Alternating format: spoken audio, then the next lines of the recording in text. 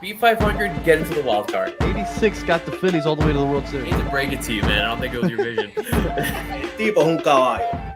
This podcast is perfectly named, I would say. I hate to make excuses for Sandy and the rest of the No, pitcher you don't. You've been doing it all year. I do hate it. I'm just gonna say it. And fucking hitting bombs to fucking Calle Ocho. Like, Inject that into my veins. If that continues, there's no way we make the playoffs. No question about it. I am ready to get hurt again. Welcome, everybody, to episode number 18 of the Battered Marlins Fans podcast. I am your host, Daniel Granada. Alongside me is Mr. Brent Griffin. How are you doing, sir? Oh, I'm doing great. You know, we'll get into all the fun and exciting times we had this week. Marlins actually being buyers. You know, do want to say we got to pour one out for Spaz. You'll notice he's not here with us today. Kim included him in the Josh Bell trade. Cleveland was on the fence.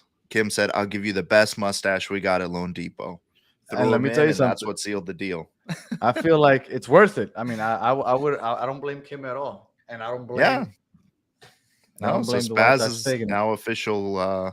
Going to be doing the Battered Guardians podcast.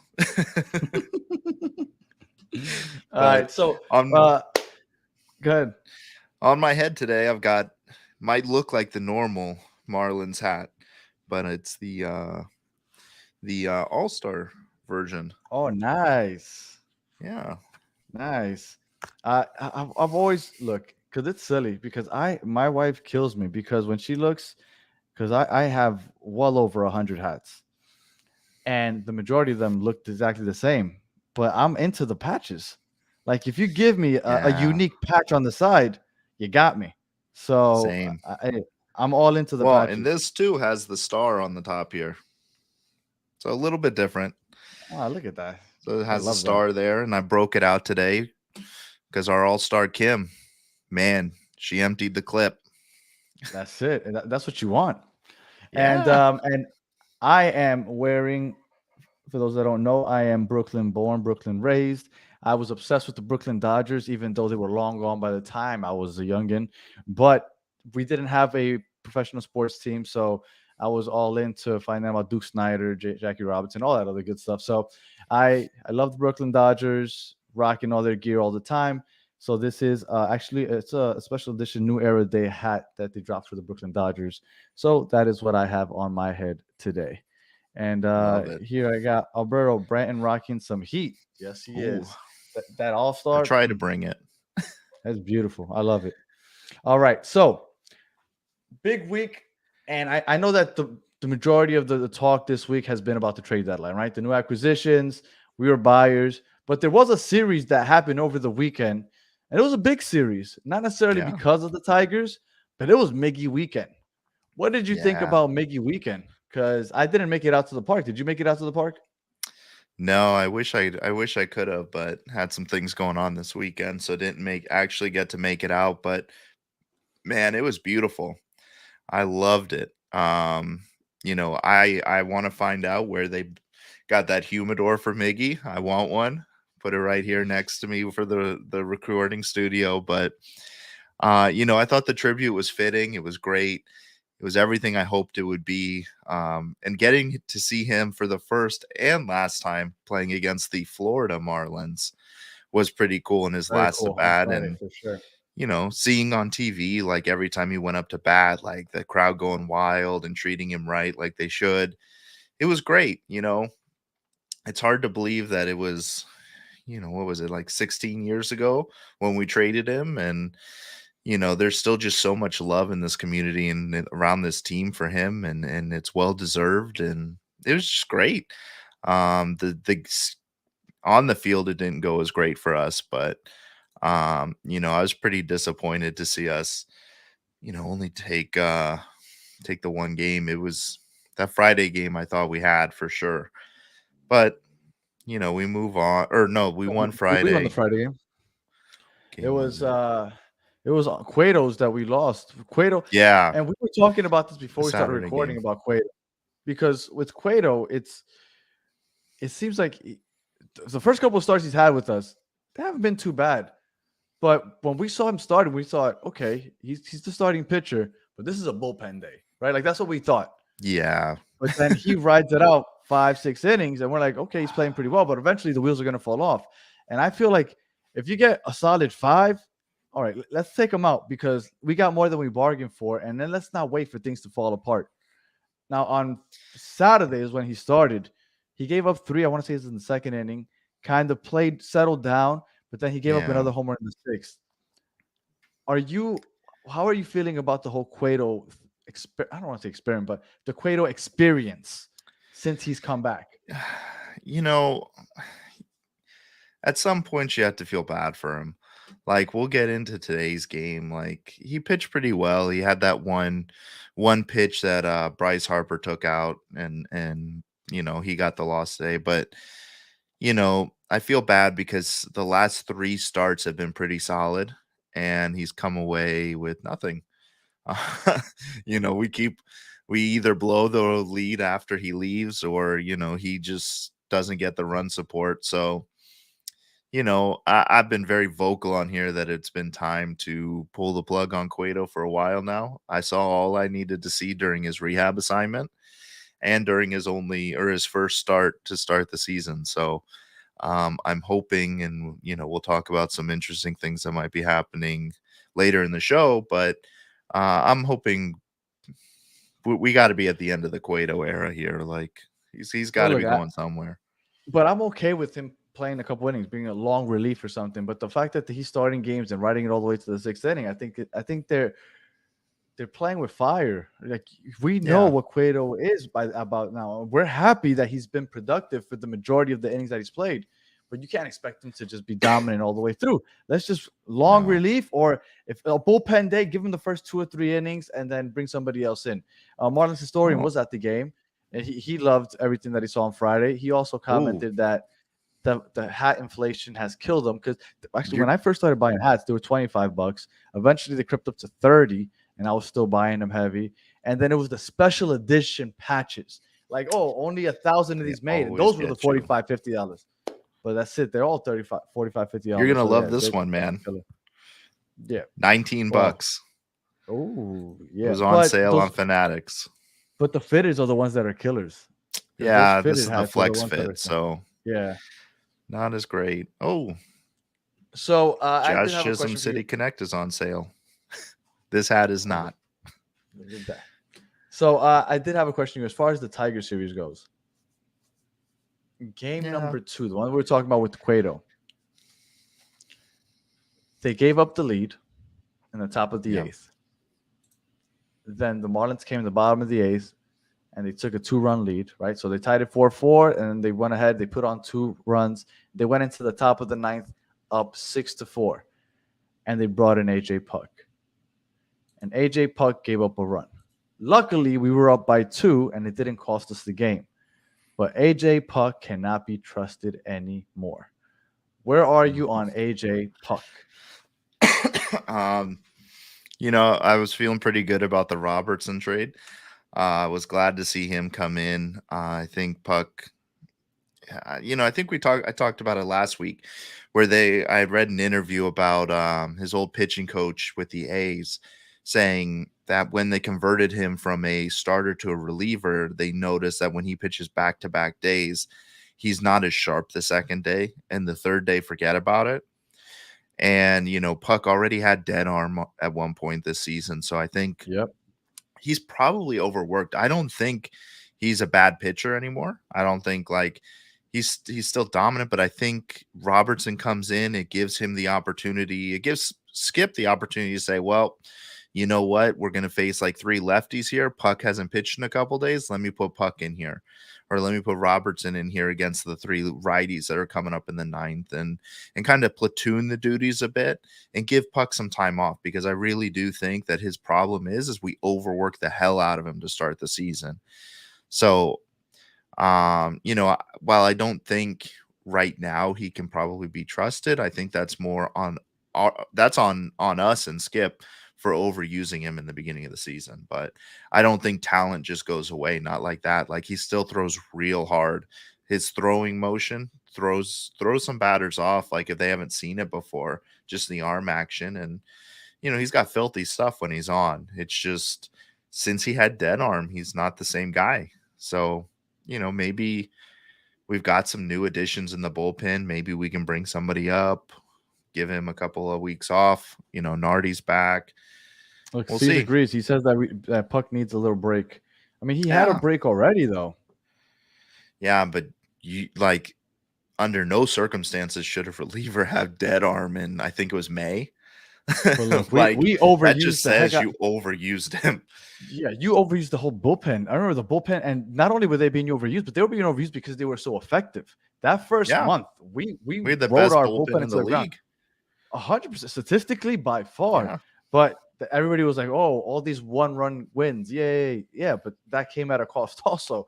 Those Yeah. close games, your bullpen comes in consistently to shut them out. So that was tough. But David Robertson did come in that Tiger series. It was on Sunday, the last game of the series. He pitched 1 inning, a shutout inning, 1 strikeout. So he showed that he is hopefully gonna have a decent going. Like I told Well, you you have to be share a your Yankee. take on him, please. Yes, he used to be a Yankee, and for those that don't know, I was born and raised a Yankee fan, so I still keep up with the Yankees very much so.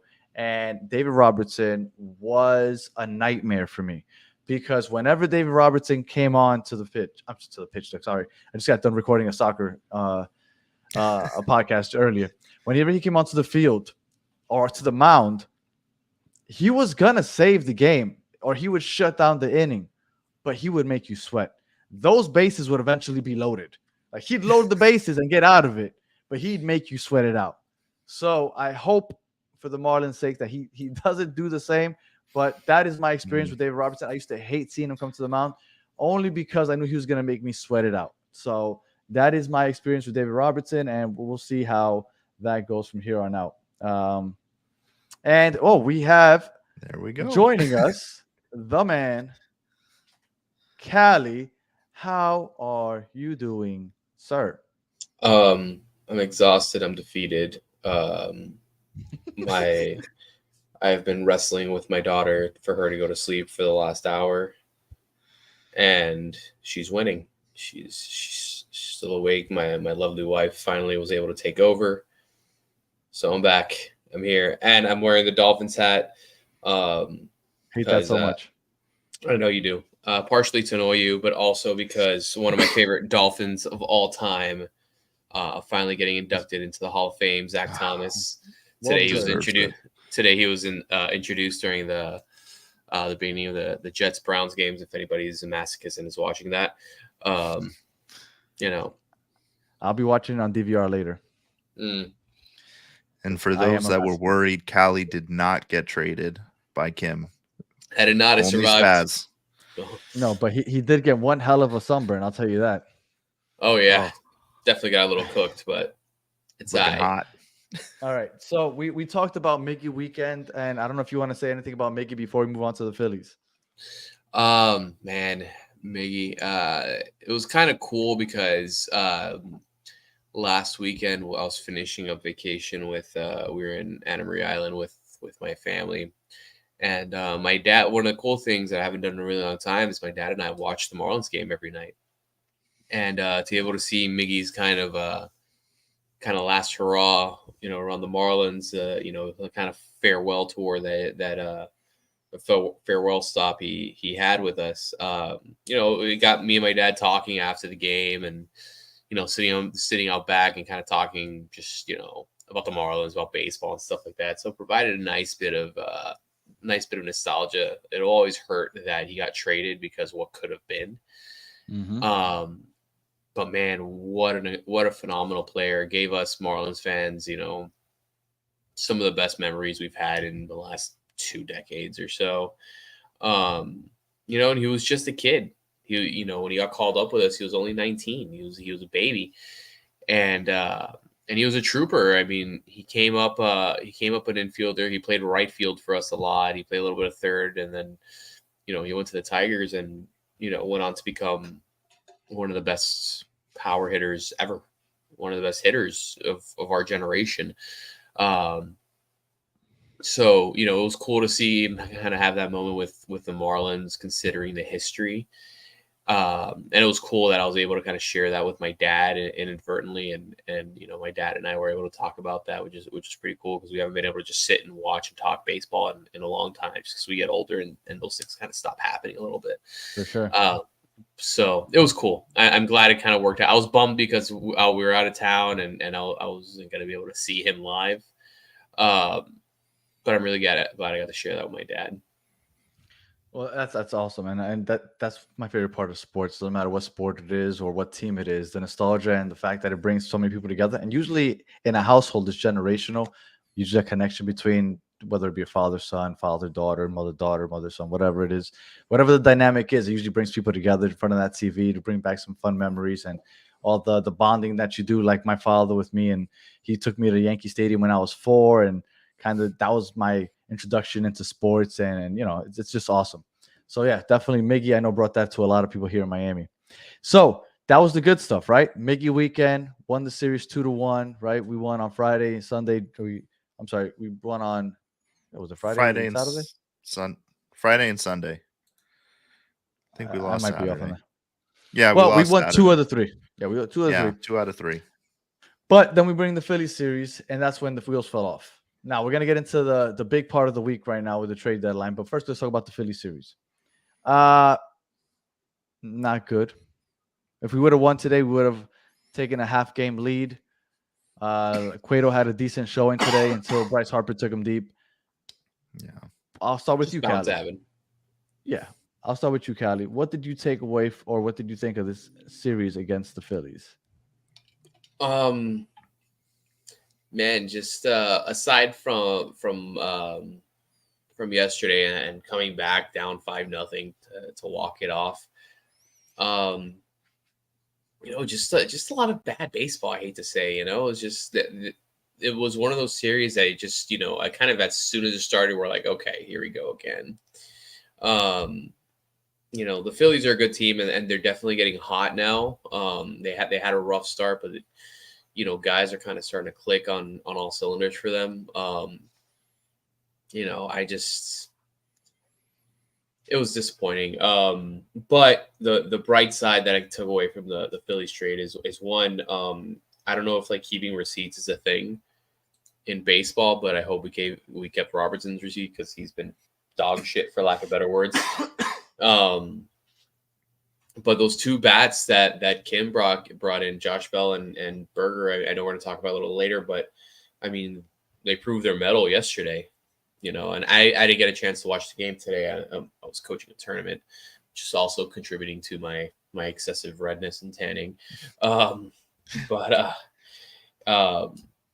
Yeah, man, the bats need to start coming around a bit. The pitching is, and it looks like we're going to get some pitching help soon. I don't know if that's been brought up yet, but yeah, it's just it was really sloppy. Aside from last night that we showed some fight, we earned it. We came back and won. It was just a really sloppy series for me. Well, like you alluded to, Tuesday game, day of the trade deadline, right? It's a big day for the Marlins. Sandy comes out, pitches a gem, 8 scoreless innings, and then he passes it on to good old Dave Robertson. Now, like I said, Dave Robertson will make you sweat it, but then a lot of times he gets out of it. But he's gonna let guys get on base. Well, he gave up 3 runs and he blew what could have been a great game from Sandy. 8 scoreless innings for nothing. So, what did you take away from the series, Bratton? Well, we wasted another Sandy gem, so that hurt.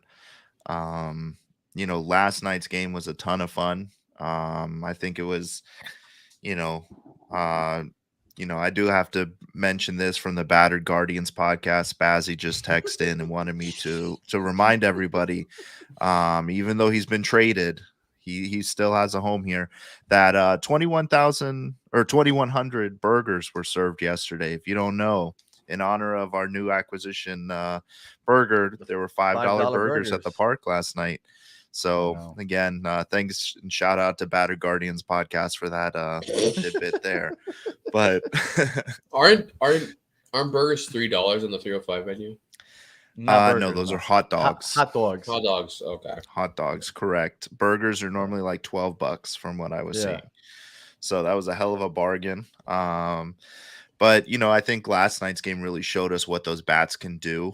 I didn't have high hopes for today's game only because it was a noon first pitch, late game Yep. last night. It's kind of a toss up. You throw Cueto in there, you're thinking it's a loss anyway. But last night's game was fun. Bell, Gally said it on Twitter, build the man a statue. Let's get The going. dude looked fantastic. Berger looked great too. If they can hit like that or close to it for the rest of the year, we're going to be sitting real pretty. And we'll get into the trades later, but that's really the only positive. The rest of it was kind of disappointing. I think we were on the Monday and Tuesday lineups when they were announced. I think all of us in the group chat were like, these lineups just make me want to kill myself. Like, it was terrible. Like, I think Birdie was playing in left field and cleanup stuff like that. Yeah, and hitting cleanup. And the Tuesday game, okay, some pieces were on the move right before the game. I get why that lineup was messy, but Monday was bad. So 1 out of 3 or 1 out of 4. It is what it is. We move on. So it's back to real quick to today's stuff. We were talking about this actually before we started recording. Callie, and I'd like to get your take on it. So we were talking about Cueto and how he has had his moments where he looks decent, right? He's playing okay. He's getting through out of 6 innings, 5 scoreless innings or whatnot. But I feel like when we see Cueto start, we kind of want to see a bullpen day. Put him out there 2-3 innings. He could be effective one time through the lineup, maybe 2 times, but I would say 1 time through the lineup and then make it a bullpen day. But they're riding him long enough for the wheels to fall off. Are you okay the way Skip is utilizing Cueto so far? I'm not a fan of how the organization is handling Cueto so far, considering he's still on our goddamn roster. Fair. And there's another one I want to rant on when you're done. Oh boy. Love a good brand. Yeah, man. I mean, with Cueto, you're always going to see flashes of what used to be, but I mean, in today's game, the way it's changed and the way it's developed, and we've seen if you've looked at kind of some of the more advanced stats, he's progressively gotten worse throughout his career because he's a guy that doesn't throw hard. He has an arsenal of pitches. They all move a little bit, but when that whiff rate starts going down, that's alarming. That's a problem. And he's a guy that he'll miss some barrels, but when he gets hit, he's gonna get hit hard. And I think we're seeing kind of the evidence of that now. And I just don't think I don't understand why he continues to get chances, even when he has flashes and moments. There's so many good young arms in our system, and there are options available. If you really need an arm, I mean, say his name. Say it. Yuri? No. Monteverde? Yeah. Oh. Yeah. He's in AAA now, by the way. Yeah, he got called up to first AAA. First road start is today. Yeah, Second start, I think.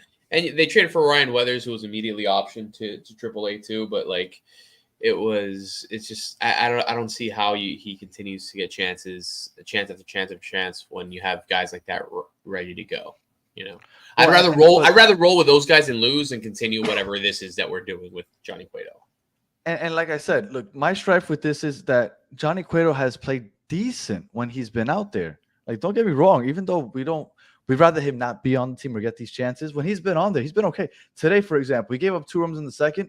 Then he shut it down. Through 6 innings, he had only given up 2 runs. But why put him in the 7th? You got 6 out of him. Pat him on the back and let him go back in, but they put him on in the 7th, and it's like, but dude, like, don't ride it until the wheels fall out. You get greedy, exactly. Cueto should be a bullpen day. If you get a solid 3-4 innings out of him, good job, and let's go. And I think myself and others I've seen on Twitter too have kind of all pointed, and I know I've mentioned on past shows, like my biggest gripe with Skip is that he tends to just leave guys in a little too long. And we've seen it we're seeing it with Cueto now. We've seen it with Luzardo, I off the top of my head, definitely Garrett a few times. Again, and the games that I've attended, again, a guy's hitting that kind of 75 pitch mark, and no one's up in the pen. Whereas when you start kind of getting to that number, you need to start because if you're telling me Cueto has gone through 5 and he has 68 pitches, I'd be like, okay, like whatever, like you should have someone up and at least getting loose. But we're talking 4th, 5th innings, the pitch count's going up, and no movements being made. That's my biggest gripe with Skip. I just think he tends to leave guys in a little too long. Maybe it's that he doesn't trust our bullpen, or I don't know what the case is. I wouldn't trust our bullpen right now either, but I definitely agree with you, Danny. I think he's definitely if Cueto manages to go 3 pitches every inning up until the 6th inning, and he's only thrown 18 pitches, I still wouldn't put him in the 7th inning. That's it. You got 6 innings out of him. He threw 18 pitches. Just live to fight another day. Don't put him in the 7th, 8th, and 9th. That's it. So that's my strife. Brandon, what you said you wanted to bring up somebody else. So, before we get into the bat, I do want to say C's in the comments brought up an excellent point that we forgot to mention. Jazz is back. Mm-hmm. It's like we got another bat at the deadline. Yep. So that is a true. Positive. Yeah, we got big the bats. Positive. And I think it was was it last week? I was like, oh yeah, he said he's gonna be back next week, and probably not. Last time he said that, he didn't play the rest of the year. So I'm glad I was wrong. So excellent comment there. But the other guy I want to go off on is Wendell. This guy, I don't understand how he's still on this fucking team. Yeah. Kim had an opportunity to pull the trigger with Tim Anderson, completely empty out the farm system, get me a shortstop, and she didn't do it. You would have lost your shit if we emptied the farm system. Get the fuck out of here. Are you crazy? This is true also. Remember, he didn't want to sell for this year, Cali. So this is – listen, I just want Wendell off this team. I think he's terrible. I think he's been terrible. And takes were made on Twitter, put it best, and I didn't understand. I said, maybe it's just me. I think he's so bad. What is it that people see in him? And takes was made said it's because he doesn't wear batting gloves. People think he's like this tough guy, and they can relate to him, and maybe that's what it is. But the guy needs to get the fuck off this team. I think at this point it's time to do whatever you got to do to get him out of here. Xavier Edwards, who we played out of position when he came up in the outfield, who is a natural infielder, second base, shortstop, is hitting over 300 in AAA right now. Bring him up, put him at shortstop. Let's see what the kid can do. Wendell is not it.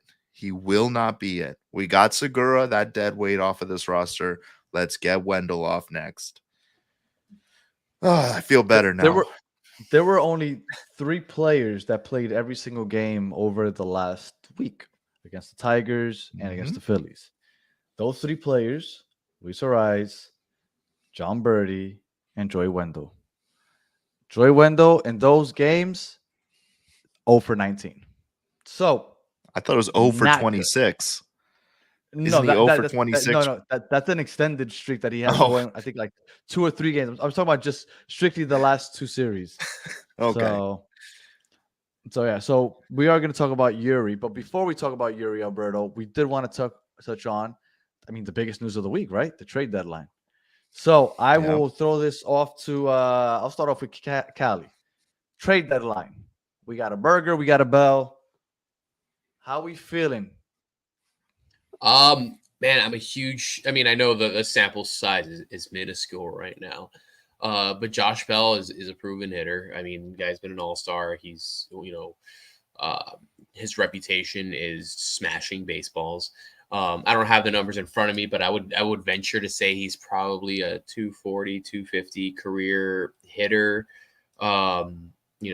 Hits a lot of home runs, which I love. You guys know I'm a big power guy. I want to see bombs. I wanted bats. We got that. And then we brought in Jake Berger, who's a former first-round pick. Well, they're both former first-round picks. Just real quick, Josh Bell, 260 career hitter. Oh, better than I thought. Even better. Berger's not a guy that's going to hit for a lot of average, but he has, when we traded for him, 25 bombs in 88 games, which is fantastic clip right there. Yes. He's a dude that he hits balls hard. I love his swing. So those two guys are, we're doing that while shedding contracts like Segura. from Segura. And then, as much as I know a lot of Marlins fans loved him, Coop, he's a guy that couldn't really stay healthy. Very streaky hitter. I think Bell will bring us a little more consistency. And so for those two guys, I'm ecstatic. I'm ecstatic for those two guys.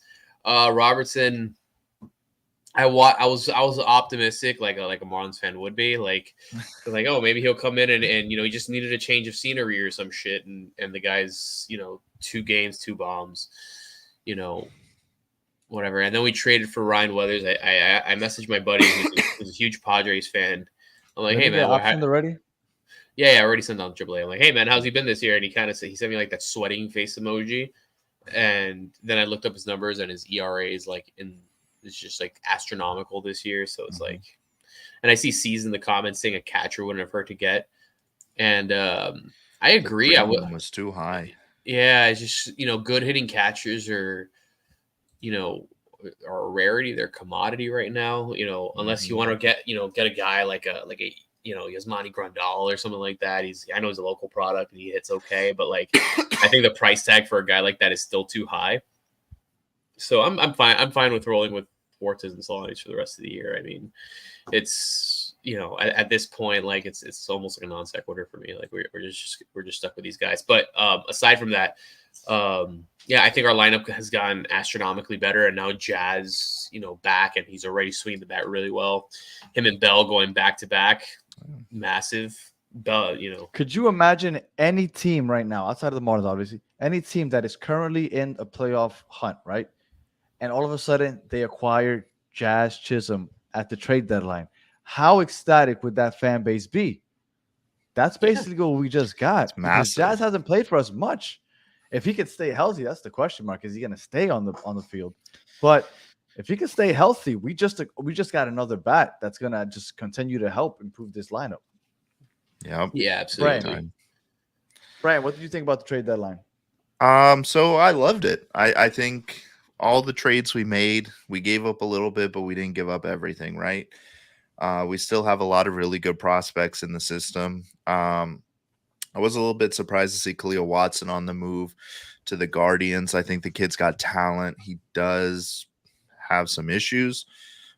So we probably, so far it looks like we did really well on that trade, getting Bell back. Was sad to see Spazzy go to the Guardians in that trade as well. But that the mustache is what put it over the line. But for sure. The one thing I did, the Coop for Weathers, I liked that trade because we gave up Eder for Berger. Eder is somebody that's always talked about in our farm system as like a top arm. Callie will tell you he is grossly overrated. And when you look at his stats and his injury history, kind of have to agree with him. So I think by trading him for Berger, that was a huge deal. And then trading Coop to get Weathers, you're getting a pitcher who's got a similar profile as far as like first round pick. A lot of potential there. You're getting a guy like that, but he's younger than Eder. So I think that was a really great move that's kind of going to fly under the radar because I don't know if we see Weathers in the big league team this year. I think that's a move more so for moving forward. But Josh Bell, I think just never found his stride in Cleveland. I don't blame him. I would hate to live in Cleveland. So maybe that's what it was. Change of scenery probably does him some good. And Berger, man. Cafecito. Yeah. Well, him and Berger are both guys who, as Spazzy would say, loves to will hit those balls all the way to fucking Calle Ocho. Mm-hmm. That's what he would say. But Berger's sample size is so small as far as his major league career. Like he's still so young and so controllable. His batting average has never been great. Like it's like right around, he's a 232 career hitter, 214 so far this year. So we'll see. Definitely love the idea of bringing in more power, bringing in Bell, and getting these guys who were not necessarily like Berger was the only power hitter in that Chicago White Sox lineup. Getting in protection like Soler, like Jazz, like Bell and stuff, and building people around him, I think is only going to help him hit more and him be more successful. Because people, when you're with Chicago, like you can afford to walk this guy and then move on to the next guy who's just going to ground into a double play, right? So I'm happy with all the moves. I think Kim knocked it out of the park. Yeah, I just we're in it for this year, but we're also in it for the next several years because we got pieces that are controllable. We didn't just go out and get rentals, which is what I was afraid of. And historian here brought up, a point. I think it was the Sandy start on Tuesday. We got 11 hits, 4 walks, and we just got 1 run. And we still should have crept out of that game with the victory, but Sandy unfortunately going to go full 9. And you guys, your first taste of David Robertson. So, like I said, but sometimes he gets out of them, but for sure he's going to let people on base. 100%. I'm telling you, he's never going to have, he once in a blue, but he'll rarely have a clean inning because it's not going to be 3 up, 3 down with him. I promise you that. So were you guys surprised that we're buyers at the deadline? Like, does this officially mean we're all in and we're trying to win a chip? Is that what this means, Callie? I think you have to, right? We haven't been buyers in a very long time. We've discussed that on the last few episodes. So yeah, it was nice. We've always been on the end of receiving the prospects for our better players. That seems to have been the Marlins MO for I feel ever, like over a decade now. 2 decades maybe. So to see them, kind of like sack up and Kim send off some promising guys for bats, for guys that can help us right now. I love that. I'm glad that we're like, okay, we're third in division right now. We're 6 games over 500. Like let's go for it, man. Let's get to the playoffs. And I think what a lot of people don't realize is like making those moves and making these runs. And if we get into playoff spot, Miami becomes a more considerable and attractive place for a free agent. And like, yeah, I can play in Miami. It's not the old Marlins that they're going to be, 5th, 4th or 5th in the division and be done by, July. Like, when we start competing, like, hey man, they won 86 games this year. They played in the, they played in the wild card round or whatever, and suddenly some guys would maybe shoot down. I'd be like, oh man, maybe we can get over the hump and we can do something. So winning helps, man. Winning cures everything. It makes guys want to come play here. It brings people to the ballpark. It's in the team's best interest to win. And I'm glad that they finally did something about it, that we were competitive in July. We're here. Like, we haven't been great after the All-Star break, but we're here. As bad as we've been, our record is still what it is. Winning 85, 90 games is still very much on the table. So I'm hoping that, I'm hoping it pays off. And Berger will pay off in its own way because, again, we're kind of how Brandon kind of alluded to, he's under club control till 2028. That's huge to have a bat like that under club control for so long. So, Bratton, we're going all in because I know you were good waiting till next year. Well, I didn't think that this was the year to go out and buy rentals because you're 1 piece ahead or you're 1 piece away from winning the World Series, because I don't think we're quite there yet. But listen, this is probably the best deadline this is at least the best deadline we've had recently. I knew we would be buyers, and I was hoping, I was the guy like sitting there on Twitter, sitting there texting you guys like 15 minutes ago, and we still don't have. All we've got is Berger. There's a lot of people doing it. Like, sure, I was losing it, and I was like, no, Kim's gonna come through. Maybe this is it. I don't know. Going back and forth, but I knew we would be buyers. I just didn't know it was going to be this big. Because you look at, we didn't just bring in like guys and give up a couple young prospects. Like, we got out from underneath some big contracts that, we didn't really need to pay Segura.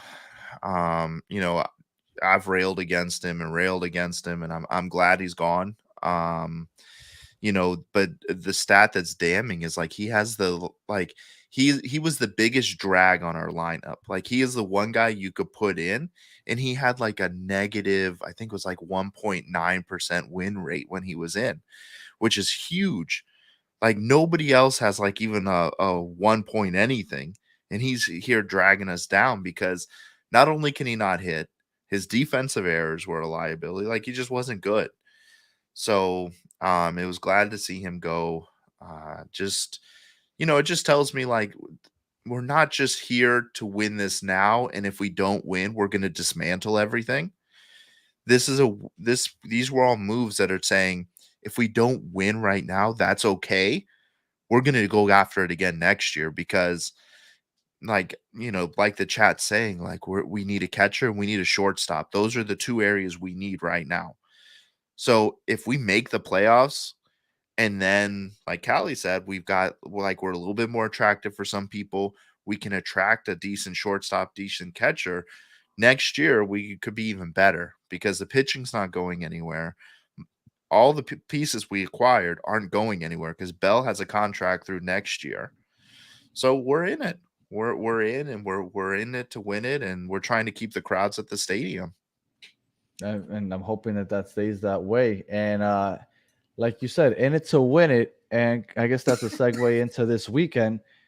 We have the Texas Rangers coming up in Texas, the best hitting team in baseball. The only thing that they had that was kind of subpar was their pitching, right? They're not horrible, but not great, somewhere in the middle of the pack. So they went ahead and they traded for Matt Scherzer. So now we go into Texas and we have a 3-game series against one heck of a team. And then we follow that up with taking a visit to Cincinnati for 3 games, which is probably the most exciting team in the league right now. They lead the league in stolen bases, and they're just fun to watch. So I guess it's prediction time. We have 6 road games coming up, and then we have an off day on Thursday. I'll start. I usually like to start with Spaz, the optimistic one, but he's not here. So I'll start with the second most optimistic person here. Yeah. Callie, how are we feeling about these upcoming series? 6 games, 3 Texas, 3 Cincinnati. Man, I'm not looking forward to this Ranger series. No. They're really damn good, man. Like I mean, you said it. They're one of the best hitting teams in baseball. They steal a lot of bags. They're disciplined too. I think they lead the league in walks also. They do. They lead the league in walks. Yeah. Very, very good offensive team. Going to Texas, I am, for one, not optimistic. I'm sorry to cut you off real quick. I don't want to misspeak. I was wrong. They're 6th in walks. Okay. Yeah, I think we steal one probably. I don't think we get swept. Cincy, I'm feeling a little better about. They've been playing pretty good. And they have their young phenom too, Ellie De La Cruz, who's been absolutely sensational. If you haven't seen him, did you see the shirt that Joey Votto had on? No, it said "Run DLC." Oh, that's really good. And that said De La Cruz on it. It was hot. Oh, god damn it, that's good. Yeah. I love Votto too. We struggled with Cincy last time, but I think we can take 2 from there. So I'm gonna say we split the upcoming series 3-3. So what are you thinking, Brian? Ooh. You think you take it's hard for me to predict this Rangers series, right? I want to be optimistic because tomorrow we've got Luzardo going. Sunday we've got Sandy going as a projected starter. We don't know who the starter is for Saturday. It has not been announced. It's TBD on the website. So that scares me to death because that screams bullpen day. And they are going to get torched if we have to do a bullpen day in against the Rangers. So, I'm going to be optimistic here. I'm going to say we take 2 out of 3 from the Rangers. I think we win the Luzardo match. We win the Sandy match. We've got the new bats in there. We're not going like super West Coast on this road trip. So I say we take 2 out of 3. We'll probably lose the Saturday game. And against Cincinnati, I say we take 2 out of 3 there too. I think we played them pretty well when they were here. We were kind of in transition there. So we had a rough time of it, but I think we can definitely beat the Reds. I don't know who's pitching that series yet, but I think our pitchers match up pretty well there. And I think our lineup with the new bats and everything is really just gonna start clicking. And yeah, I think 4-2. C's agrees with me. We're winning both I like series, he it. says. I like Yeah. it. I like the optimism. I don't know if I agree with it, but I like it. We'll see. The Rangers, they got swept by the Padres 2 series ago. And then they had their get right series against the White Sox, which I think everybody would take advantage of. So I do think if the Padres could sweep them, I think that we can get at least one. So I'm going to go along with what Callie said, which is take 1 out of 3 against the Rangers. Now, when it comes to Cincinnati just had a 4-game series against the Cubs. Now, they're exciting and everything offensively. But the Cubs, just 2 games ago, they put up 20 runs on the Reds. Then the following night, they put up 16 runs on the Reds. That sounds good to me because I know the Rangers are the best hitting team, but the Marlins, as far as just hits go, the Marlins are second in the league. I think we could put bat to ball. I think Bell and Berger can get a couple home runs to kind of get us flowing and get us excited. And I'd say we take 2 out of 3 against the Cincinnati Reds. And I'm going to go, much like Callie said, 3-3 in the next 6. That would put us at 61-55. And just hanging on for dear life because that wild card race has really gotten complicated because there's a lot of teams that are pushing for 3 spots. So it's going to be one of those things where this last month of September is going to be very interesting. All right. Yeah. I mean, I'm not in panic mode yet. I don't think anybody should be. But after these 2 weeks, the series we're going to be talking about the next 2 episodes are fucking brutal. Okay, because we got the Yankees and then the Astros, and then we got the Dodgers and the Padres. So, I mean, it'd be nice to get in a couple this week because it's gonna get tough. Well, and then you have the Nationals, which is okay, but then you have the Rays. Yeah, and who are, for all intents and purposes, our fathers. And then you have the Dodgers the week after that, then the Phillies. It doesn't get any. And then we have the Brewers, the Braves, the Mets. It's going to be tough sledding all the way through. Mets again. Pirates. You got to just keep winning series. You got to keep winning series. That's it. That's all it is. Take 2 out of 3 all the way through and you'll be fine. Just keep swimming. I like that. Keep swimming. All right. Any final thoughts? Here's Branton. We didn't talk about the big thing. Oh, no. Yes, you're right. Thank you. Look at that. What would I do without Brian? That was a late addition to our show sheet. Yes. So, has been reported by a few people. I think Craig Mish was one of the ones that reported it. Yeah, confirmed. Yes. Yeah. Yuri Perez has been said that he's going to come back up, which I have no idea why he got taken down to begin with then. But he's going to come back, and he should be pitching in that Yankee series that Kylie was just talking about a couple minutes ago. What do you think about Yuri making his way back up to the big leagues just to play against the Yankees? I'm a fan. I think he should have. I mean, I think anybody with a brain will agree that he should have never been sent down. It was just, Marlins doing Marlins shit, and them trying to hold on to options and pay and all that dumb shit. So it'd be great, man. Get the, again, it's almost like another trade acquisition.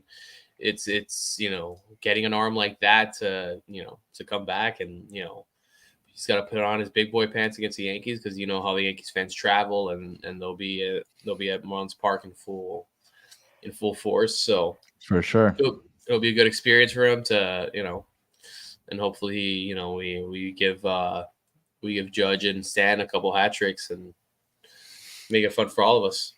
Yeah. Listen, Brian. we need him. We need him bad. One of the moves I didn't quite see coming is, Cabrera is in AAA now. He's not on the big league roster anymore. We really only have 4 starting pitchers right now. We've got Sandy, Luzardo, Garrett, and I guess he's a starting pitcher, Cueto. We need him. We're going to need him for this run-in. We need all the best pitchers we can get. Rogers hasn't even started throwing. I doubt we see him the rest of the year. Now's the time. Listen, we can't worry about burning the kid's arm out. We can't worry about anything. We need to see what he has. Like, if you want to say just give him 5 innings, let him pitch 5 innings every outing. 5 innings of Yuri is better than 9 innings of anybody else's top pitching prospect or most pitchers. Like, give the kid the ball and let him do it. Let him carry us to the playoffs. Sandy's cooking now. Luzardo's been cooking all season. Garrett's been consistent. Let's bring him back. We shouldn't have sent him down. I get why we did it. There's a lot of different theories about why we did it. It makes sense, from whatever kind of perspective you want to look at it, except from a winning perspective. We should have kept him up here. So really excited to see him back. If it's true and he does come back for that Yankees series, I'll try and make it out there. Because anytime you get to see that kid pitch, it's special, man. He's something else. I love it. I can't wait for him to be back. I always thought it didn't make sense if you were going to have him pitch in the minors. When I saw he was pitching in the minors, that really frustrated me. I was like, what the hell's the point of bringing him down? 2 innings. I would have him throw 2 innings in the big leagues, though. Have him start the bullpen days if that's right, what and you then want have to do. Cueto. You're absolutely right. Yeah, and then have Cueto come in for those 2 or 3 innings that we were talking about before. So I'm glad to see that he's going to come back up, though. I'm really excited to see him play again, and hopefully he doesn't miss a beat and he's could be just as dominant. And I had Marlins historian say all we have to do during this rough run is hopefully go 500. If we go 500, we've played 110 games, 52 games left. That's 26 and 26. That would put us at 84 and 78. And I think the magic number to make the playoffs is probably 86, give or take. So just 1 game over 500, 2 games over 500, hopefully. But it's going to be tough sledding because we have a very tough run from here to the end of the season. But as long as they just 1 series at a time, as they say, one pitch, 1 inning, all that other cliche stuff. So now, any final thoughts, Brandon? Yeah. Just listen, no matter what the outcomes are of these games as we run in, just enjoy it. I mean, come on. Like, when have we had a point where we've invested in this team and we've actually added pieces and, we've never been in this position. Like, just enjoy it, support the players. We're seeing Sandy come alive. Like, let's just all enjoy it, man. Like, who thought we would be here in July talking where we just redid our whole lineup. We brought in all these power bats. Yep. Yeah. We talked, I think it was the first episode, and I think we talked about the trade deadline, and I was like, oh yeah, I can't wait to sell off Sandy or, some nonsense like that. And so just enjoy it, guys. And, For sure. we're on the road. You can't go out to the ballpark right now, but just get ready. Save your money for the Yankees series. Let's get out there and support Yuri if he comes back. That's going to be awesome. Final thoughts, Callie? I mean, just kind of echo what Brandon was saying. Like, it's not often that we're in a playoff race. It's not often that we're like kind of in the hunt like this. And, as a Marlins fan, these years come few and far between. I do think that the club's maybe hitting a turning point, and we're seeing ownership in the front office, kind of change the paradigm within the club. So hopefully it's a start of good things, but write it out, baby. Write it out. We had an incredible first half of the season. It's been shit lately, but it's not about what you're going through right now. I'd rather go through this period in time right now than go through it in September. September, for sure. Yeah. All right. Well, thank you guys as always. If you were listening on audio, thank you for listening all the way to the end. If you are watching on YouTube, thank you for watching all the way to the end. And if you participated in the chat, we appreciate you taking the time to participate. As always, you guys are the best part of the show. And if you have an opportunity, please like, subscribe. If you're listening on audio, comment, review, all that other good stuff. And until next week, we will catch you on the flip side. Have a good one.